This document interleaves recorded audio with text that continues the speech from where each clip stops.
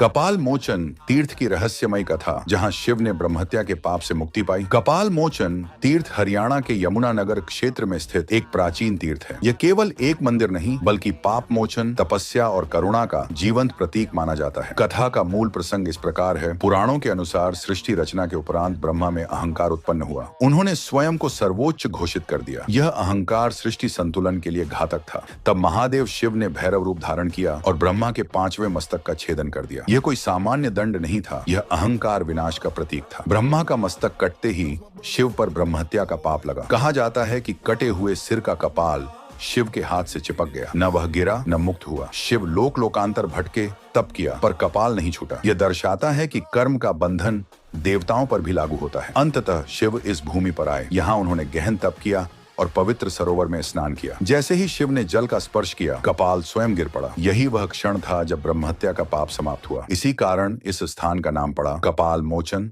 कपाल से मुक्ति। इस तीर्थ की विशेषता और मान्यताएं, यहाँ 3 प्रमुख सरोवर माने जाते हैं। ब्रह्म सरोवर, विष्णु सरोवर, शिव सरोवर। मान्यता है कि कार्तिक पूर्णिमा के दिन यहाँ स्नान करने से पितृदोष, ब्रह्महत्या तुल्य पाप, जन्म जन्मांतर के संस्कार शांत होते हैं। इसी कारण यहाँ हर वर्ष कपाल मोचन मेला लगता है, जहाँ दूर दूर से साधु, तपस्वी और श्रद्धालु आते हैं। इस कथा का दार्शनिक अर्थ आज के मनुष्य के लिए कपाल मोचन की कथा केवल पुराण नहीं, यह मानव मनोविज्ञान है। अहंकार, चाहे ब्रह्मा का हो या मनुष्य का, विनाश है। दंड से नहीं, तप और आत्म स्वीकृति से ही मुक्ति मिलती है।